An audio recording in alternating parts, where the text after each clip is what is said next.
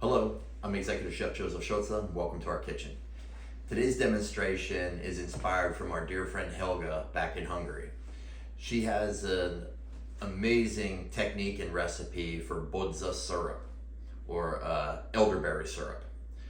So she was kind enough to share it to me, and I took it and modified it in my own ways to make lavender syrup. So join me now how simple it is to yield an amazing flavoring agent. Well, at this time, I'd like to say thank you very much to all the current subscribers. I really appreciate your support. Those of you who are first-time visitors and repeat guests who have not yet subscribed, please subscribe to the channel, hit the thumbs up, and notification bell. Be up to date with all of our latest posts. Let's get cooking. Well, first, let's go ahead and clean our lavender. This was the final harvest of the season for us. We did it in the first week of November, and I left it to air dry. So now what I'll do, just gently take your fingers and go ahead and gently rub the things, and the purple little pods or flowers will just fall right off. Now to begin making the syrup, let's go ahead and take a pot and add sugar. We're going to add most of the sugar. Hold back a little bit. Maybe hold back about 8 ounces or so. Now I will go ahead and add my water. Again, do not add all the water. You're going to need some left over for the next step. I will then turn the heat on, medium high. Do not stir it, and we're going to go ahead and let it simmer until the sugar dissolves. While the syrup is coming up to temperature, let's take another pot and go ahead and add the remaining sugar. We're going to make a slight caramel from this, and we do not want any dark color to it. We're going to want it pretty clear, okay? So over medium high heat, let's go ahead and get the sugar dissolved. And keep in mind, you have some of the water reserved. Go ahead and hold on to that or add it as you need it in order to help it dissolve and not take on too much color. Now you see the sugar has melted and it's beginning to take a tiny bit of color in this corner. So I'm going to take some of that water, carefully add it to it as it will start steaming up, and then go ahead and mix it, stir it around. So stir continuously until everything is dissolved. Now that we've made our caramel and then added the water, and you see how clear it is? For this particular syrup, that's what we're looking for. So go ahead and add that to the pot of simple syrup, and let's continue to cook until it comes to a simmer. This is perhaps the trickiest part, is mixing in the preservatives. So let's add our citric acid. I will sprinkle it around, and I'll give it a gentle little turn.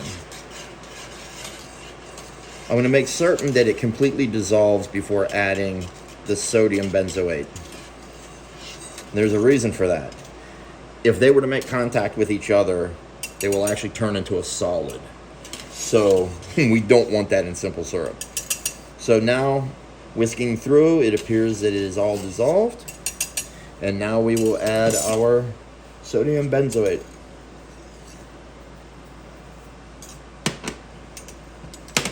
Let's go ahead and give this a stir.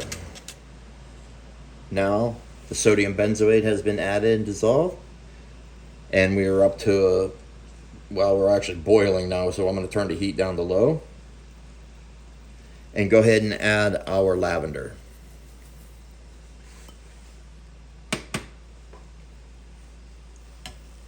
Just a nice little turn, and we're going to let the lavender steep in this syrup. We're going to let it to cool down to room temperature, and then we're going to put a cover on it and allow it to sit for 5 days. Well, here we are, day 5.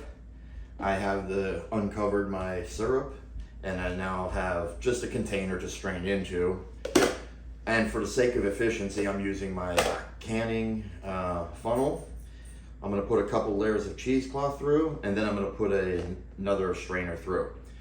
The big strainer is going to catch all the large flowers and solid debris, and then the cheesecloth is just going to help it catch any of the finer stuff. So from now, what I'll do is I will gently pour this into the container. Okay, now that we have it poured through and strained, let's go ahead and remove our filtration system, if you will. And then, so you can get a better view of the color, we'll do this in this glass bottle. I like to use the hermetic top bottles. And let's go ahead and pour the syrup in. I'm going to store this in here, and because I added the citric acid and the sodium benzoate, it's now shelf stable. I do not have to refrigerate it. Although I would recommend storing it in a cool, dark place, because the sunlight will cause the colors to fade. After 5 days, look at the really nice purple on it. If you're looking for something more vibrant, by all means, feel free to use an all-natural food coloring gel, equal parts red and blue, and that'll get you your purple. Well, there you have my lavender syrup. Very simple, and this is extremely intense. We made a mixed drink last night with it. We used a local gin that is very light on the juniper flavor, but has notes of lavender in it, with some club soda and a lemon zest. Or lemon twist. It was really good. A little of this goes a very long way, just to let you know. Do you have to cook the syrup? You don't have to. It's just, that's how I do mine. Helga doesn't do that with hers. She does it cold and just allows it to naturally steep.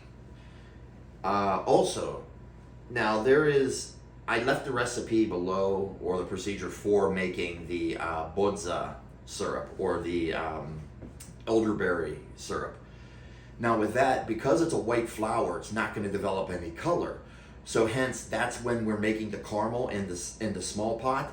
You literally want to make a caramel and get that amber color. And once you add that to the big pot of syrup, then it's going to take that little amber hue to it, so it doesn't look just clear like water and boring.